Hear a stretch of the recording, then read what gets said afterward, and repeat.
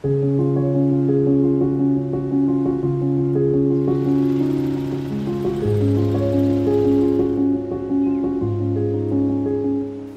বাতাসে সবুজ ধানের চারাগাছগুলোর ঢেউ খেলানো দৃশ্য ফুটিয়ে তোলে গ্রাম বাংলার অপরূপ সৌন্দর্য।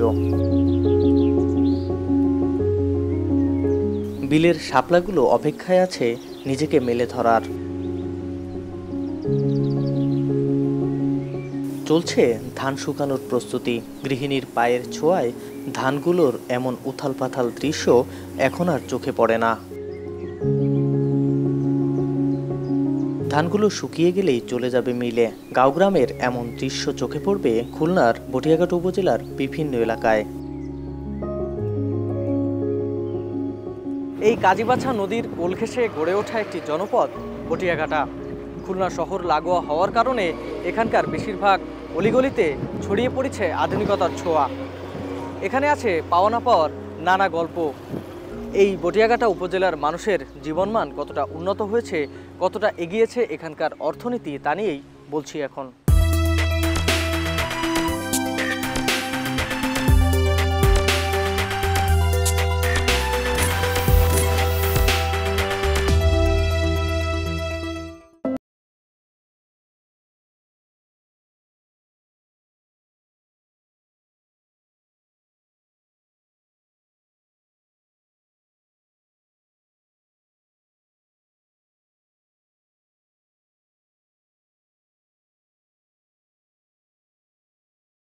সালে এই এলাকাটি থানা হিসাবে প্রতিষ্ঠিত হয়। তবে এর আগে 1860 সালে এখানে একটি নৌপুলিশ ক্যাম্প ছিল।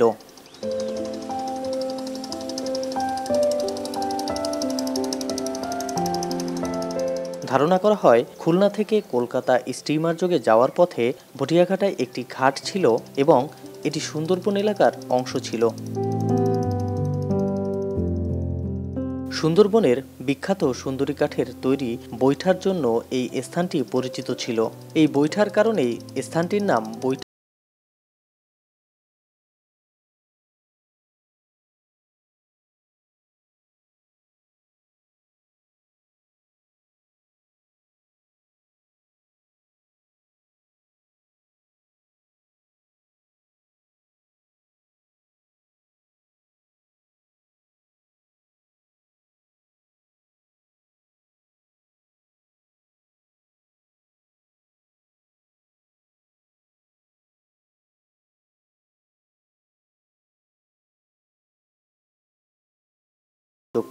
নদী খালগুলো ভরাট হয়ে যাওয়ার কারণে অনেকটা সমস্যায় পড়তে হচ্ছে এই কৃষিজীবীদের।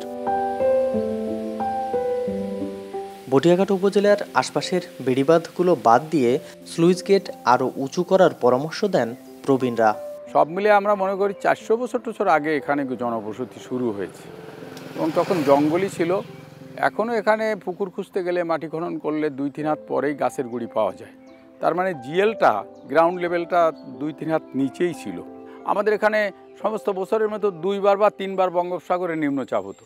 এখন 18, 19, 20, 22 বার হয়। তবে সরকার এখানে যে এই অবদাটা করেছে এইটা অনেকটা আনসাইন্টিফিক হয়েছে। এই 30 নম্বর পোল্ডার হচ্ছে 41 বর্গ কিলোমিটার। এই 41 বর্গ কিলোমিটারে 4টে নদী ছিল। একটা বটবুনিয়া, একটা খড়িয়া, একটা আমতলা আর একটা এই বটিয়াঘাটা। 4টে নদী ছিল, 13টা বড় খাল ছিল। এখানে 24 ঘন্টায় 2 বার জোয়ার ভাটা হতো 4500 ফুট জায়গা দিয়ে। 75 ফুট জায়গা দিয়ে এখন জল ঢোকে আর বেরোয়, যা ঢুকতো 4500 ফুট জায়গা। দ্রুত এই জোয়ার ভাটা হতো বলে নদীতেও প্রচণ্ড স্রোত ছিল। যত পলি উপর থেকে আসতো সেটা চলে যেত বঙ্গোপসাগরে, এখন যেতে পারতেছে না। তাহলে উপরের যে পলি আসতেছে সেই পলিগুলো নদীতে থেকে যাচ্ছে, নদীগুলোও ভরাট হয়ে যাচ্ছে। সব নদী ইতিমধ্যেই ভরাট হয়ে গেছে। আমাদের দেশে 850 নদী ছিল, এখন কিন্তু নেভিগেটেড নদী 1-150 নেই। আমাদের ফারাক্কা ক্ষতি করেছে, তিস্তার গজালডোবা সেটা বাদ হয়ে আমাদের ক্ষতি হয়েছে। আমরাও আমাদের ক্ষতি করেছি, কারণ আমরা যেখানে হাওড় অঞ্চল, সমস্ত হাওড় অঞ্চলগুলো আমরা বেড়িবাঁধ দিয়ে দিছি শুকনো সময় দান করার লোভে। স্লুইস গেটগুলো 10 ফুট 5 ফুট না, 45 ফুট জায়গা দিয়ে ঢুকতো। স্লুইস গেটগুলো আরও 5-7 বছর আগে যদি 50 ফুট করে এরকম স্লুইস গেট করতো, অন্তত এই 20-25টে, তাহলে স্রোত ফিরে আসতো। স্রোত ফিরে আসলে নদীতে স্রোত হতো, তাহলে পলিগুলো আর জমতো না, নদীগুলো ভরাট হতো না।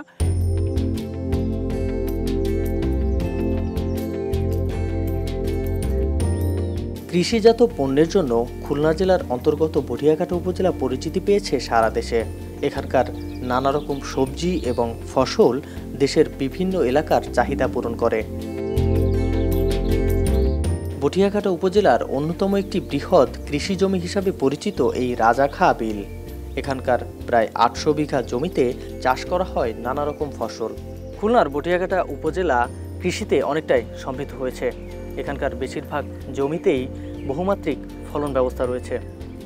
আমরা যে জায়গাটিতে রয়েছি রাজাখা বিল, এখানকার বেশিরভাগ জমিতেই বিভিন্ন রকম ফসল ফলানো হচ্ছে, তা পাঠানো হচ্ছে দেশের বিভিন্ন এলাকায়।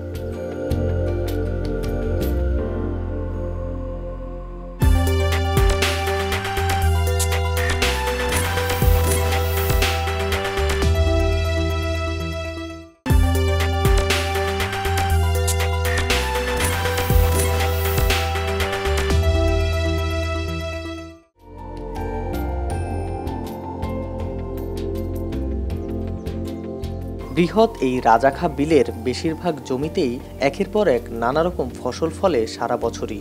এই বটিয়াঘাটা এলাকার তরমুজ সারা দেশে বেশ জনপ্রিয়। মূল মৌসুম ছাড়াও এখানে চাষ হয় তরমুজের।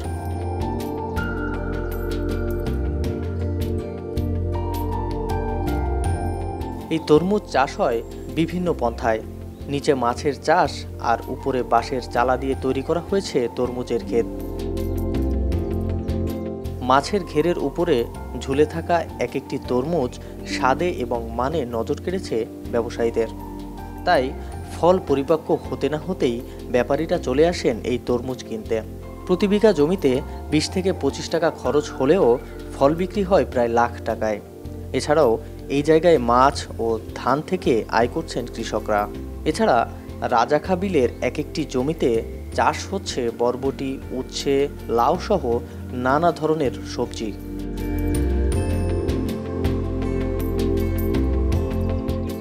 না, আগের মতো লাভ হয় না। এখন পাঁচপাতির এখন অনেক টাকা দাম। ফসলে আপনার লাভ হয় যদি পোকজোকে না খায় তাহলে আপনার লাভ হয়, আর যদি খায় তাহলে সব শেষ।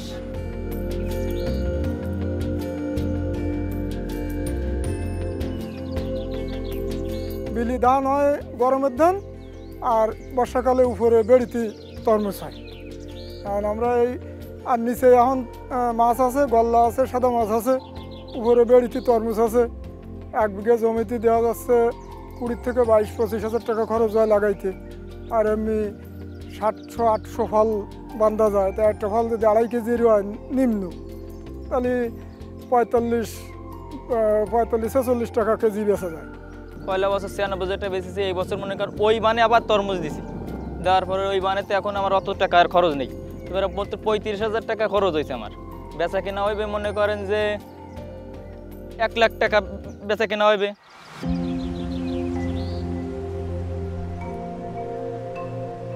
এই রাজাখা বিলের চাষিদের মুখ থেকে শোনা যায় নানা সমস্যার গল্প।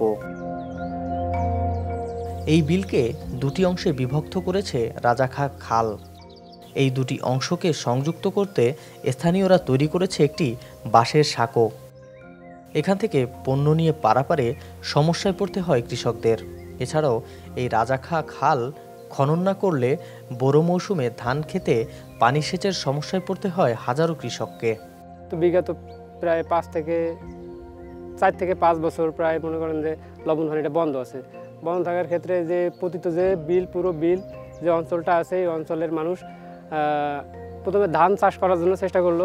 মাছের উপরে ডিপেন্ড ছিল এক সময়, কিন্তু এখন সেইটা আস্তে আস্তে করে সরকারি সহযোগিতায়, কৃষি মন্ত্রণালয়ের সহযোগিতায়, যে আমাদের স্থানীয় যে কৃষি অফিসগুলো আছে তাদের সহযোগিতায় এলাকায় অফসিজন তরমুজের একটা এখন দেখছেন মৌসুমে পুরো বিলে প্রায় মনে করেন যে আপনার 280 হেক্টর জমিতে তরমুজের আবাদ হয়েছে এখন। এর পরবর্তীতে আপনার এই শুধু তরমুজ না, তরমুজের সাথে আছে ওই যে উস্তে গাছ, এরপরে মনে করেন যে বরবটি, ভেন্ডি, শসা, লাউ, এগুলোতেও মনে করেন যে এই 2 মাসের এই ফসলটা হওয়ার সাথে সাথে এর ভিতরে আবার লাউ বা আদার্স যেগুলো আছে সেগুলো মানে চাষ করা যাচ্ছে। অর্থাৎ এখন আল্লাহর মতে অনেক ভালো আছি আমরা। পানির একটু সমস্যা আছে।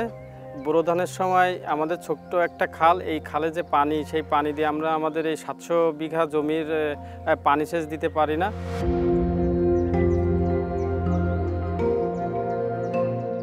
বটিয়াঘাটা উপজেলা থেকে প্রতি বছর শত শত কোটি টাকার সবজি এবং ধান পাঠানো হয় দেশের বিভিন্ন জায়গায়। এখানকার স্থানীয় একটি জাত রানী সেলুট চাল জনপ্রিয় দেশের বিভিন্ন জায়গায়। প্রতি বছর 1435 হেক্টর জমিতে এই ধান চাষ করা হয়। 3085 মেট্রিক টন চাল বিক্রি হয় প্রায় 25 কোটি টাকায়। এই উপজেলায় 600 হেক্টর জমিতে চাষ করা হয় বিভিন্ন রকম সবজি। এখান থেকে প্রায় 20 কোটি টাকার সবজি বিক্রি করা হয় প্রতি বছর। এই উপজেলার 640 হেক্টর জমি থেকে মৌসুম ছাড়াই তরমুজ বিক্রি করা হয় 50 থেকে 60 কোটি টাকার। এছাড়াও মৌসুমের সময় বিক্রি করা হয় প্রায় 150 থেকে 200 কোটি টাকার তরমুজ।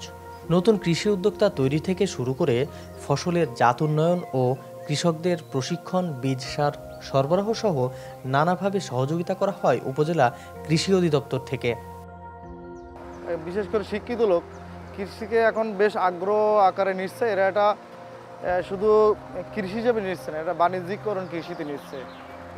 ফলে কৃষি এগিয়ে যাচ্ছে। আর কৃষি সেই মান্দাত আমলে কৃষি এখন কৃষকরা চাষ করছে না, আমরা কৃষকদেরকে সেইভাবে উদ্বুদ্ধ করছি। যারা কৃষি করছে তারা একেবারে বাণিজ্যিকভাবে করছে। বিদেশে সবজি যাচ্ছে, আমাদের কিছু সুগন্ধি চাল যাচ্ছে। রাজাখার বিল, এই বিলেই 750 বিঘা জমি আছে, তার ভিতরে 400 বিঘাতে এই অফ সিজন তরমুজ চাষ হয়। আর এই তরমুজ শেষ হয়ে গেলে যারা আগাম লাগাইছে এরা আবার তরমুজে যাবে। এটা হচ্ছে অফ সিজন 2 তরমুজ। এই তরমুজের পরে আবার তরমুজ করবে এই বানেই। তরমুজ 2বার তরমুজ উঠে যাওয়ার পরে এর ভিতরেই আবার কিছু গেড়ে আছে, করলা দেওয়া আছে, কিছু গেড়ে লাউ আছে, কিছু গেড়ে কুমড়া আছে, বরবটি আছে, এভাবে ফসল চলতেই থাকবে। তারপরে পৌষ মাসে যখন চলে আসবে গরমের সময়, সেই সময় প্রত্যেক গেড়ে আবার বড় ধান হবে।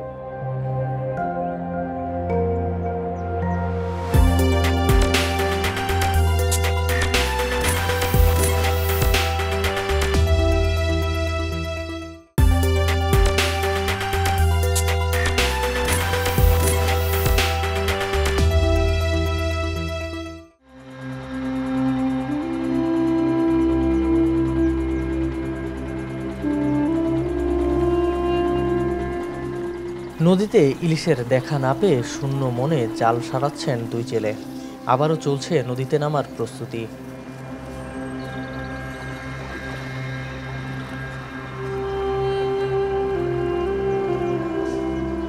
বটিয়াঘাটা উপজেলার কাজীবাছা নদী বহু মানুষের জীবিকার উৎস।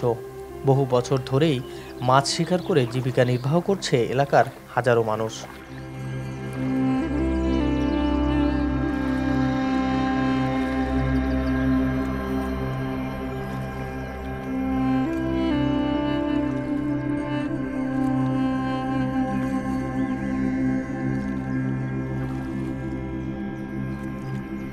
ছোট ছোট নৌকা আর জাল নিয়ে 3 থেকে 4 জনের এক একটি দল করে জেলেরা নদীতে নেমে পড়েন ইলিশের খোঁজে। এই উপজেলার প্রায় 1,500 জেলে পরিবার ইলিশের উপরেরই নির্ভরশীল। এখান থেকে ইলিশের খোঁজে জাল নিয়ে নদীতে নামেন বটিয়াঘাটার জেলেরা। তবে দিনভর জাল টানার পরে কেউ লাভবান হয়, আবার কেউ বা ফেরেন খালি হাতে। তবে আগের মতো আর ইলিশ ধরা পড়ে না জেলেদের জালে। শত বছরের পুরনো ঐতিহ্য বহন করে বটিয়াঘাটার এই বাজার। স্থানীয় কৃষি জমিতে চাষ হওয়া সব তাজা সবজি ও মাছ সহ নানা পণ্য বিক্রি করা হয় এই বাজারে। সপ্তাহে প্রতি মঙ্গলবার এই বাজারে বসে হাট।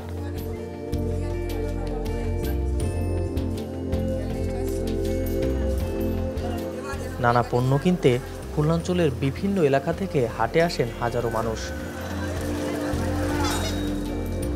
বটিয়াঘাটার সবচেয়ে পুরনো এই বাজারে ঢুকলেই চোখে পড়বে নানা অব্যবস্থাপনার চিত্র।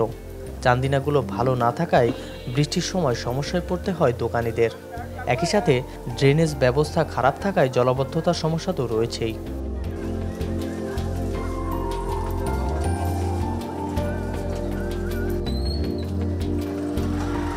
উপজেলার মানুষের চিকিৎসার জন্য 50 শয্যা বিশিষ্ট একটি হাসপাতাল রয়েছে, যেখানে প্রতিদিন শত শত রোগী চিকিৎসা নেন। বিগত দিনের তুলনায় চিকিৎসার মান ভালো হলেও নানা সংকটে রয়েছে এই হাসপাতালটি। মাত্র 35 শয্যার সরঞ্জাম ও জনবল নিয়ে চলছে হাসপাতালটি, রয়েছে চিকিৎসক সংকটও। 50 শয্যা বিশিষ্ট হসপিটালের আমাদের জনবল নাই, আমরা সেবা দিচ্ছি, তারপরে আমাদের কমপ্লিট আমাদের 31 শয্যা বিশিষ্ট জনবল আমাদের এখানে নেই, তারও অর্ধেক আছে। মাত্র কয়েকজন ডাক্তার দিয়ে আমরা 4 থেকে 5-6 জন আছি যারা হচ্ছে রেগুলার রোস্টার ডিউটি করি আমরা, দিয়ে আমরা এই যেটা অবশ্যই আমাদের এই রোগীর তুলনায় খুবই অপ্রতুল, বাট তার ভিতর থেকেও আমরা চেষ্টা করতেছি সর্বোচ্চ সেবা দেওয়ার।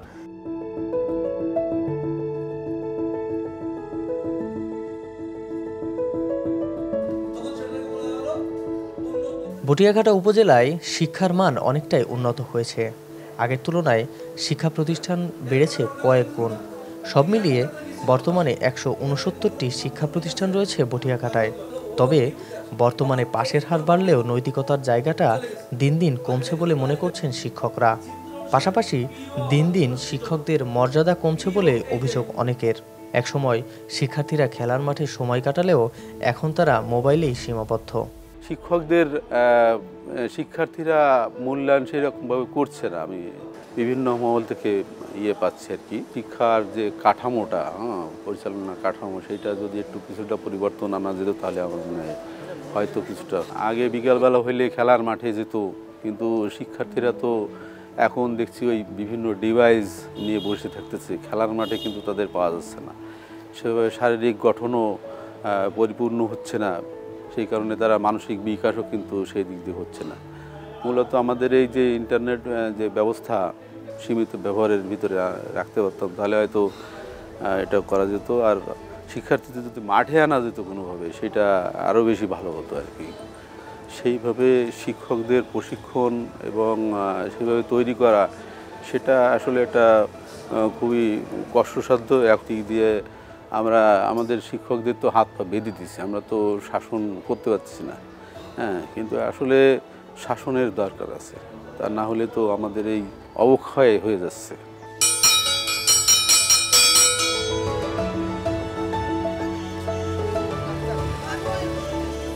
একসময় বটিয়াঘাটা উপজেলায় কোনো রাস্তা ছিল না, নৌকায় পাড়ি দিতে হতো বেশিরভাগ জায়গায়। তবে বর্তমানে উপজেলার রাস্তাঘাট অনেকটাই উন্নত হয়েছে। কাজীবাছা নদীর তীর ধরে বানানো রাস্তার সৌন্দর্য উপভোগ করতে আসেন হাজারো মানুষ। সকল দুর্দশা কাটিয়ে আবারও এগিয়ে যাওয়ার প্রত্যাশা এখানকার স্থানীয়দের।